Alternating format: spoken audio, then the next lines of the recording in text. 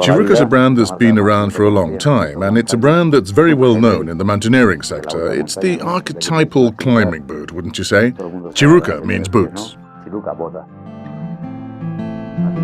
Chiruca started out in Catalonia in 1914, I think. And the old owners, well, things went badly for them, and they gave up the business. They gave it to another manufacturer in other places, and it didn't work.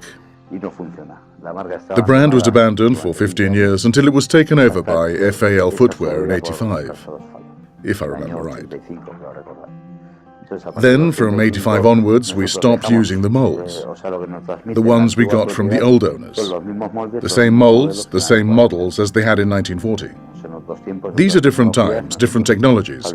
We made that kind of model, what was the old-time Chiruca, sailcloth, glue and leather for years on end. But then we changed things, didn't we? We did deals with Gore-Tex and Vibram, and we committed ourselves to new technologies, and we made a comeback in both quality and in design that made Chiruca what it is today. The basic raw material that we use to make Chiruca footwear is cattle hide leather. The cattle leather that we use in our boots is mainly Spanish, Catalan to be precise. From the best leathers to make good outdoor footwear, they're hides from countries with temperate climates. The first thing you have to do to make a climbing boot is to cut all the pieces of leather and the other internal and external materials that make up the boot. This is done with a process using dies or knives, and then go on to a second stage of creating the product. Sewing, brightening up inside and outside parts. Once the leather has been cut, the next thing is to sew its neck to the Gore-Tex sock. Gore-Tex is the inner lining that makes it waterproof and breathable, and that's what ensures the climatic comfort of our products. Gore-Tex is expanded Teflon, a fabric in which just a little bit, about a square centimeter, say like one of your fingernails, has 1.4 billion pores. So small that a drop of water, however small it is, can't get through inside to your feet. But at the same time, it's big enough for the water vapor coming from the sweat of your feet to exit the boot through the same pores. When the inner lining is in place, the Gore-Tex sock fitted to the boot, the next thing to do is to put the sole onto it. Basically, to put it simply, there are two kinds of sole. One's made of soft materials that are right for trail walking, activities where the foot needs a sole that goes along with it properly in the natural movement of the foot when you walk. They have to be very flexible, light, not heavy at all, and they have to absorb shocks and return the energy to the customer's foot. Our boots, and we are leaders in the Spanish market, are made of polyurethane. But when you start walking across more rugged land with rocks and ridges, the soles of the boots have to include a harder material, one that's not so comfortable. But it means you don't notice any unevenness in the terrain when you're walking across.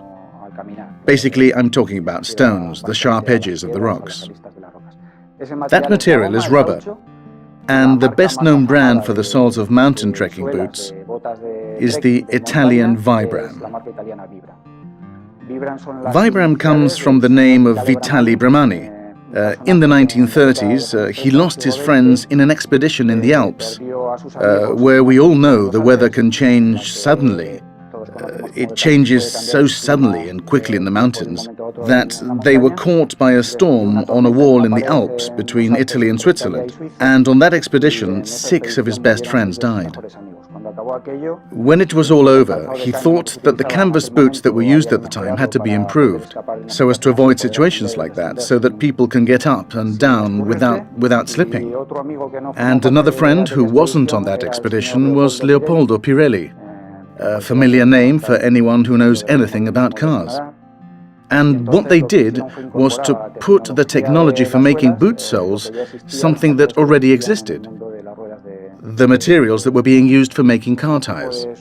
Whichever of the two types of sole, walking or climbing, what happens in manufacture, when the boots have been made, is to put them through the finishing section, for them to be labelled, put in boxes and then stored and sent to the shops at the right time for when our customers need them.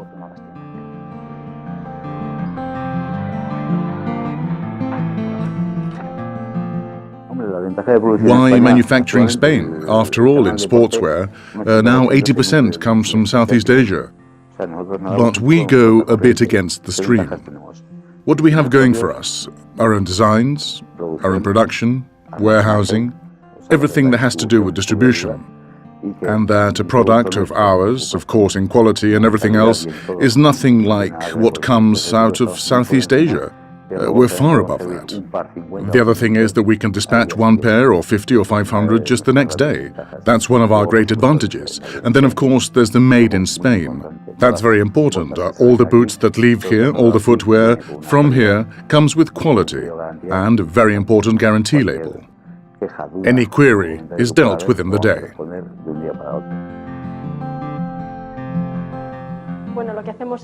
Well, what we do in this laboratory is the quality control, both of the raw materials that are used in the production process and of the finished items. In the quality control of the raw materials, tests are made on the leathers, laces, threads and soles. And in the quality control on the manufacturing process, it's also done on soles.